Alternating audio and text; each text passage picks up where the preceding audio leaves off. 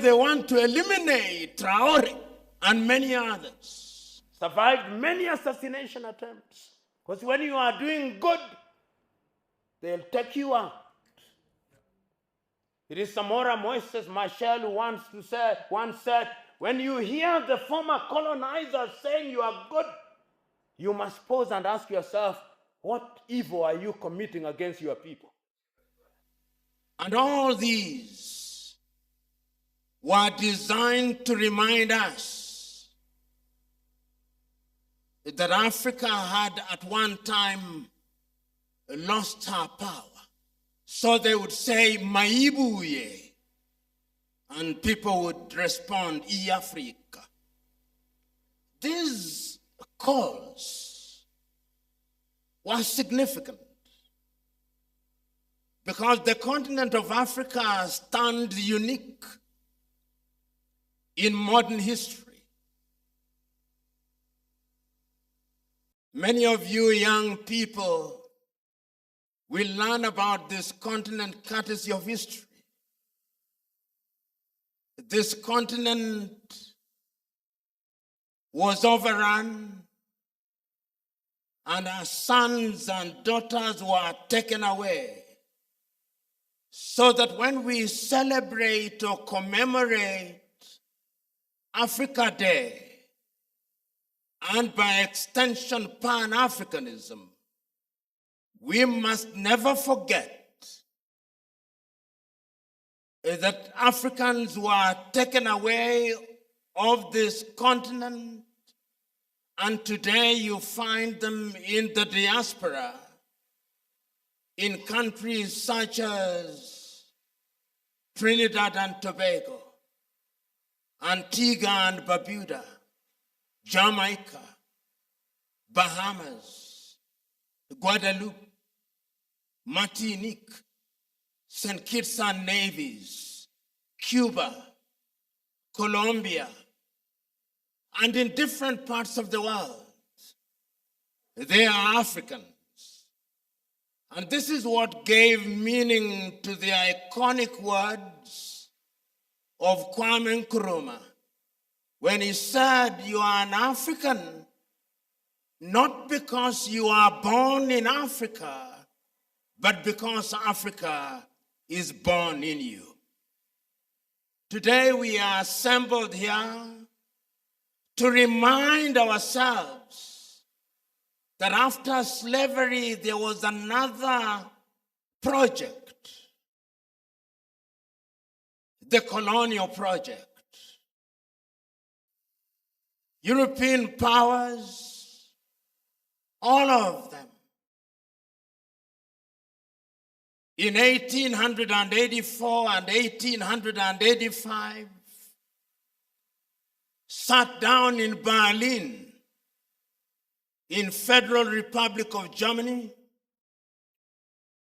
and divided the continent into spheres of influence. The Portuguese were there, and they took their colonies. They took Angola. They took Cabo Verde. They took Guinea-Bissau. They took Mozambique. The French were there. They took Togo. They took Benin. They took Burkina Faso. They took Mali. They took Guinea. The British were there. They took what is now Kenya, Uganda, Zambia, Malawi, which was then Nyasaland, Zimbabwe. They took Somaliland. The Italians were there. They took Libya. They took Somalia. The Germans were there. We should never forget. They took what was then Tanganyika. They took Togo. They took Dahomey.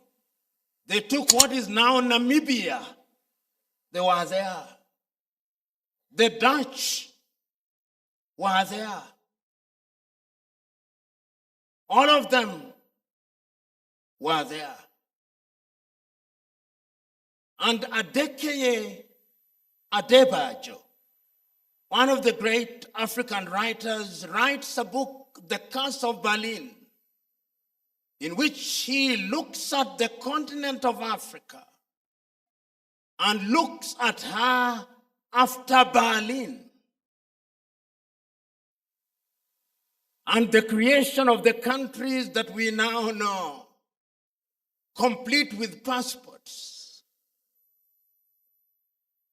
and which we are proud of, and for which we fight and spill blood.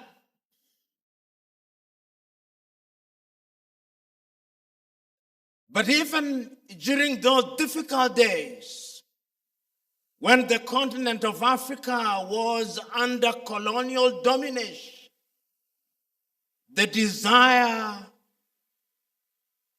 to regain independence was always alive.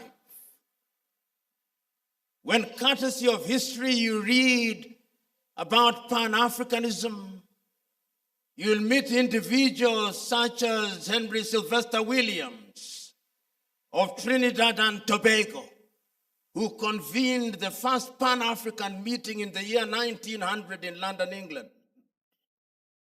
You'll meet individuals such as George Padmore, individuals such as Marcus Mosias Garvey. They were thinking about liberating the continent of Africa not only from the chains of slavery, but colonization. Indeed, it can be argued that aside from Ethiopia, which was never successfully dominated, and Liberia, which became a settlement for freed slaves under the Monroe Doctrine, the rest of the continent of Africa was under colonial tutelage. And the spirit of Pan-Africanism that was planted in 1900s by our kith and kin who had been enslaved became the basis of organized struggle for independence.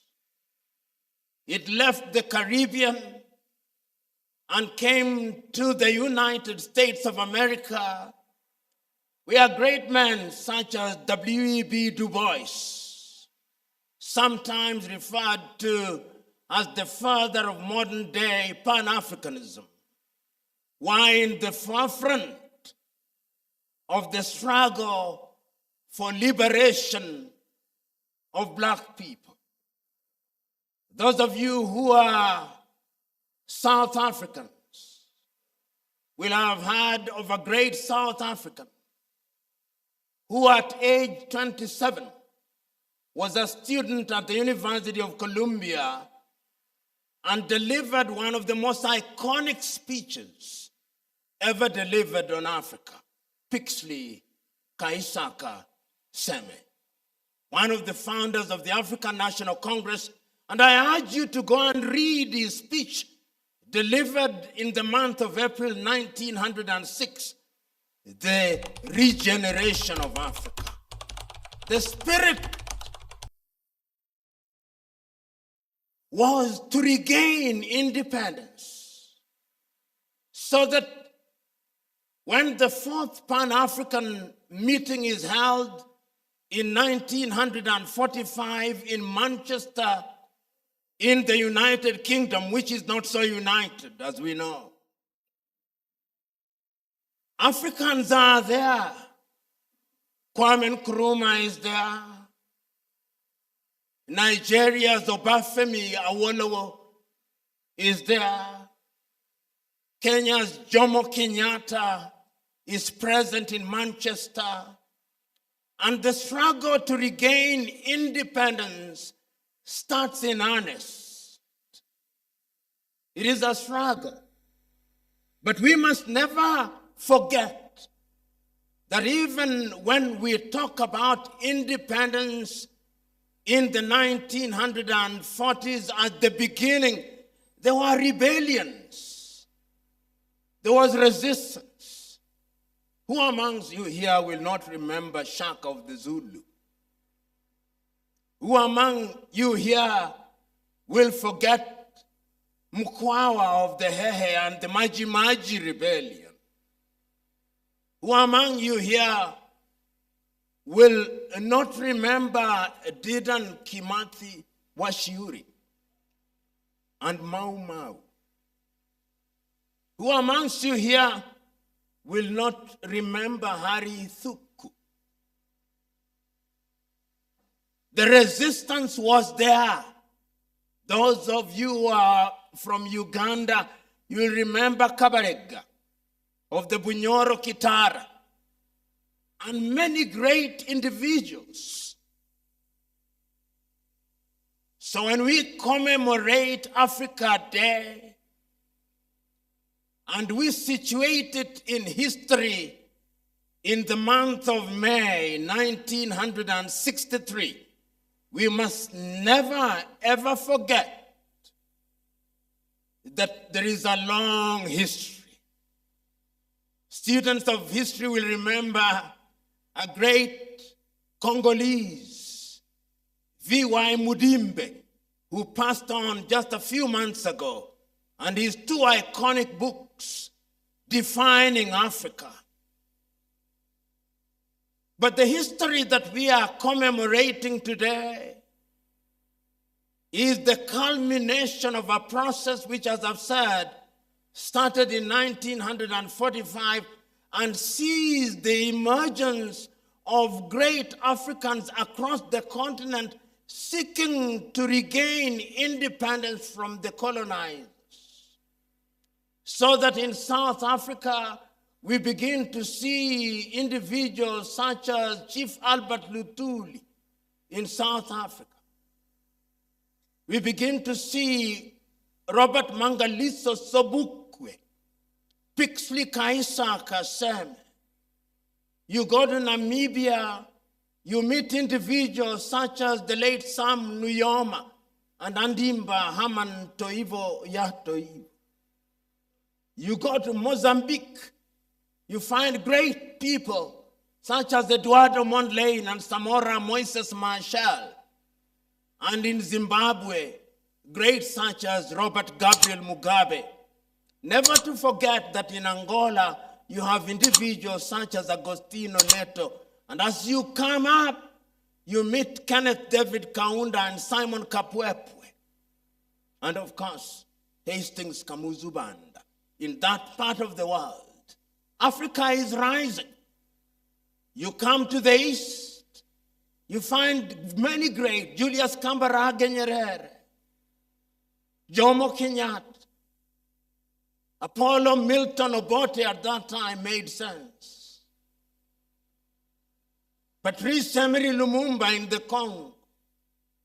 You go to West Africa, great such as Nnamdi Azikiwe, Amilcar Cabral. Africa is rising. And when Ghana regains independence in 1957, it is great. Historians will tell you that the first country to regain independence in that sense a little earlier is Sudan in 1956. And others will tell you it is Egypt in 1922. But Ghana's is iconic because it is the first time that a sub-Saharan country is regaining independence. And I want you to listen to the speech delivered by the Osagie for Kwame Nkrumah. He tells his audience on that day that the independence of Ghana means nothing if the rest of Africa is not free. And it is the beginning of a wave, the recognition that if we regain independence as individual countries, then we will be weak because the neo-colonial project is alive and well. And that is why in 1961 in Casablanca, Morocco, a meeting is convened to begin to think about African unity. But the neo-colonial project is alive and well. The colonialists are already telling some Africans that you should not unite. They convene another meeting in Monrovia and another one in Brazzaville to delay the unification of the continent of Africa. So that when the meeting is called in 1963, we must never ever forget this, that the meeting was to be held either in Cairo under the tutelage of Gamal Abdel Nasser of Egypt, or Ghana under the tutelage of Osagyefo Kwame Nkrumah. It is because of the standoff that Emperor Haile Selassie offered to host the meeting between the 23rd and 25th days of May 1963. And I want you to read the speeches. There were 32 of them. There were 32 independent states in Africa in 1963, and they spoke, each one of them speaking sense, even the ones who became senseless a little late. There was something, there was a spirit of unity. I can still, when you hear the voices of those who are speaking on that day, David Dacko of Central African Republic say, we are so small that we cannot survive. Julius Nyerere says, we have not come here to remind ourselves of how significant unity is. We want unity as the only way to immunize ourselves against the diabolical machinations of the erstwhile colonial powers. All speeches are great. Emperor Haile Selassie, who is the host, reminds everybody that African unity and African identity is important. But the greatest speech is that of Osagyefo Kwame Nkrumah. Read it. He tells his audience, let us unite now. Let us not leave here without one government. Let us not leave here without one foreign policy. Let us not leave here without one army. Because if we delay, we are going to be divided. They listened to him not. And that is how we end up with the Organization of African Unity rather than the United States of Africa. But at the same time, something is also happening with our kith and kin in the diaspora. The African Americans, then called the Negroes, are also rising. They want independence. Great individuals such as John Henry Clark are saying it is not enough to say black is beautiful. If black is beautiful and it is not powerful, then it means nothing, John Henry Clark is saying. Martin Luther King Jr. is delivering his iconic speech at the Lincoln Memorial. 250,000 people listening to him, telling the people that he has a dream. Malcolm X is speaking. Sylvester Williams in Trinidad and Tobago. Africans are rising. The spirit is back. People want independence. They want freedom, which had been taken away so very rudely from them. It is Frantz Fanon who says that the process of enslavement and colonization was also a humiliating and dehumanizing process. Nkrumah leaves Addis Ababa disappointed. So we are gathered here this morning to commemorate and to remind ourselves that the work is incomplete. It is incomplete because we are still prisoners of inherited boundaries.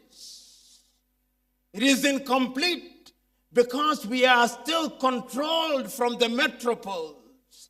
It is incomplete because, as Kwame Nkrumah used to say, it is easy to liberate ourselves politically. It is easy to liberate ourselves politically, but it's a lot more difficult to liberate ourselves culturally and mentally.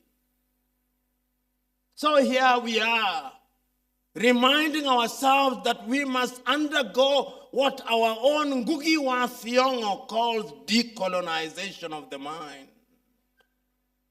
Remember, when the colonialists came, they told us that everything about us was wrong. They told our women, straighten your hair, bleach your skin, abandon your nails. They told us, and we believed them. They told us that our names were not good. So they told us that when you are a Christian, you must adopt a name which is essentially English or French. But they told us it's Christian. The impact is great and alive and well. They even told us that our languages are bad. That's why I'm addressing you in a foreign tongue. I would have addressed you in Kiswahili. They even described us as Lusophone to mean we speak Portuguese. Francophone to mean we speak French. And Anglophone to mean we speak English, so that Bambara is not good. Ovambo and Ovimbundu are not good. Gekoyo is not good. Amhara is not good. Somalia is not good. Zulu is not good. Those of you who have had the advantage of watching Alex Haley's Roots will see how Kunta Kinte is removed from the village of Jufure in the Gambia, taken to the United States of America, and the first thing that they do is that they beat your name out of you so that you are Grace, you are Genevieve, you are no longer Wanjiro or Atieno or Nekes. That is where we are. So we come here to remind ourselves that there is work to be done. In 1965, when the Osagyefo convenes a meeting in Accra, Ghana, he thought that on that day, African leaders would actually accept that we be united. But speaking on the 6th day of March 1997, on the 40th anniversary of the independence of Ghana in Accra, Ghana, Mwalimu Nyerere, who himself had liked a slow process, say, we owe Kwame Nkrumah an apology. Because now we in the leadership have become so used to being called excellencies. We've become so addicted to motorcades. We've become so addicted to being ministers that it's not easy to unite us. And the neo-colonial project was alive and well. 1 year later, the Osagyefo himself had been overthrown. And a little earlier, they had killed Patrice Emery Lumumba in the Democratic Republic of Congo. 2 years later, in 1963, They had killed Silvanus Olympio in Togo. They are killing. So we are here to remind ourselves that we have an enemy that is alive and well. An enemy whose desire is that Africa remains disunited and weak, so that she can be manipulated. So that occasionally, when the spirit of true revolution comes, they are eliminated. That is how they eliminated Amilcar Cabral Abel Jassy of Guinea-Bissau. That is how they eliminated Thomas Sankara in Burkina Faso. That is why they want to eliminate Traoré and many others. That is why they are sponsoring insurgency in Burkina, in Mali, in Chad, in Guinea, in northern Nigeria. They are alive and well. And if you ever doubted me, only listen to them, listen to them. Listen to the French president and you know. Listen to the prime minister of the not so United Kingdom.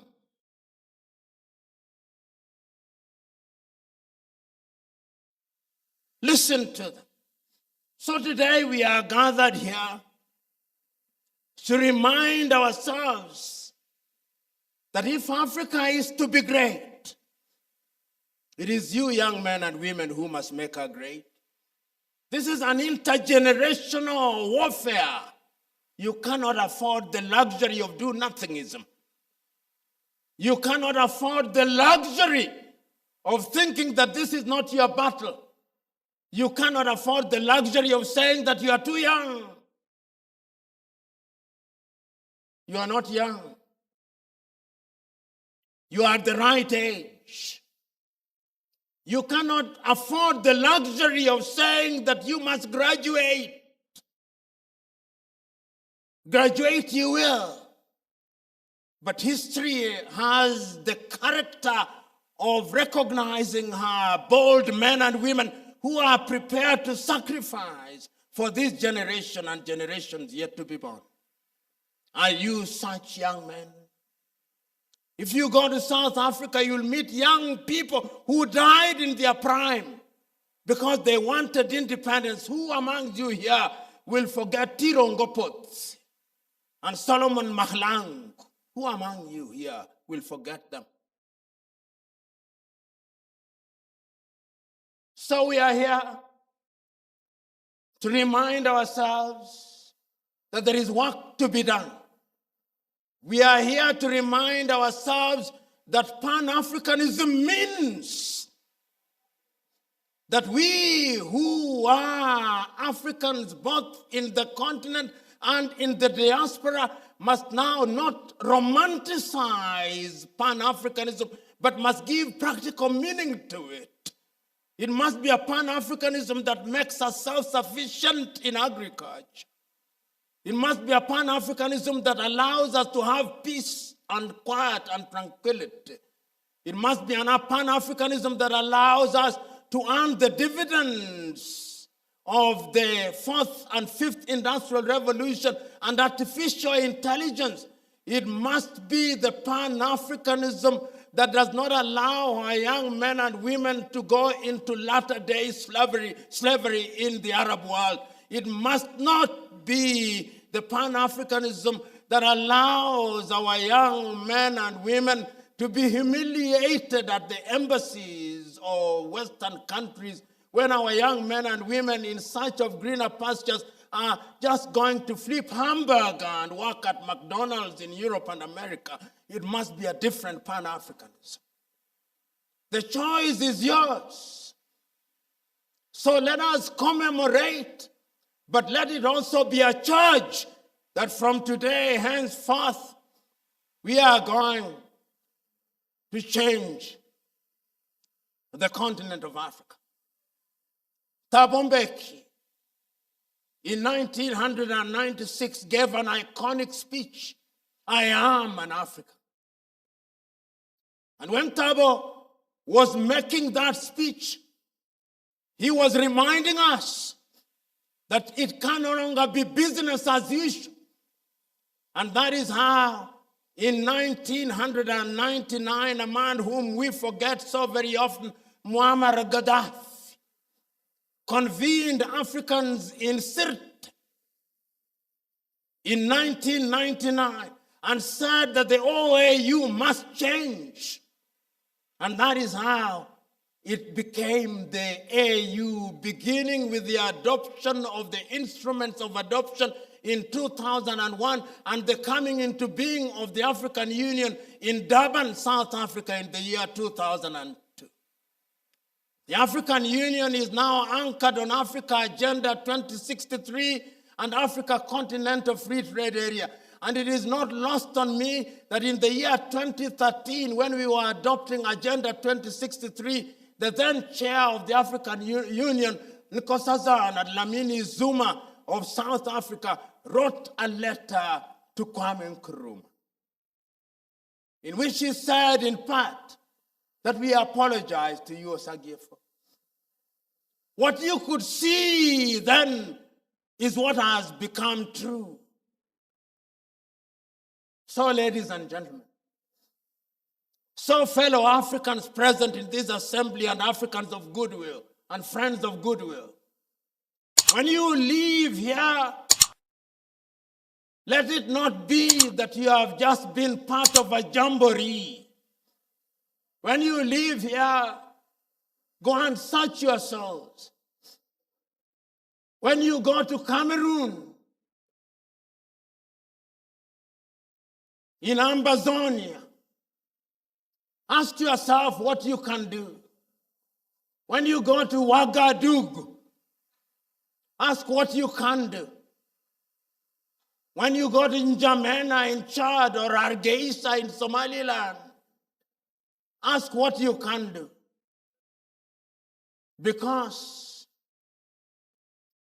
as one Kenyan said in 1967, many times we in Africa are looking for a Moses with a rod and staff to part our Red Seas, to call pillars of fire, to hit rocks that water may come out, to summon manna from heaven. There is no such Moses. You are the Moses. Thomas Joseph Mboya said in 1967, we are waiting for a Superman. There is no Superman. There is no superwoman. We are the superwomen and supermen. So today, if you came here as a coward, please leave as a man and woman of courage. Cowards die many times. I'm not asking any of you to be suicidal. I'm asking you to be courageous as we commemorate Africa Day. This battle is intergenerational. Play your part, Mwalimu Nyerere said. Play your part. Your children will play their part. Their children's children will play their part. And in the fullness of time, this mother continent will regain her lost lust. So when I look at Africa, I look forward to the day when from Cape Town in South Africa, on my way to Cairo, through Windhoek, through Lusaka, through Lilongwe, through Nairobi, through Dodoma to Bujumbura and Kigali and Juba and Khartoum, there will be no passport. I look forward to that day.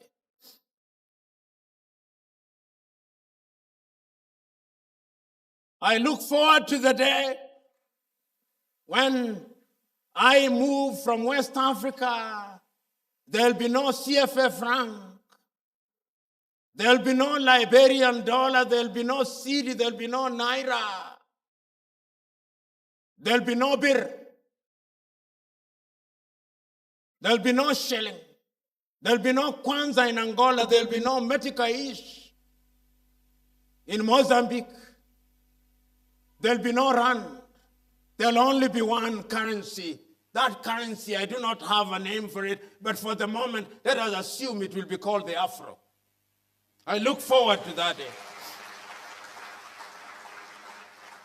I look forward to the day when there will be no borders at which there are tariff and non-tariff barriers. I look forward to that day when I'll have a bus ride from Dakar in Senegal to Djibouti. I look forward to that day when I'll have a bus ride from Asmara to Luanda in Angola. It can be done. It must be done. And it is you who will do it.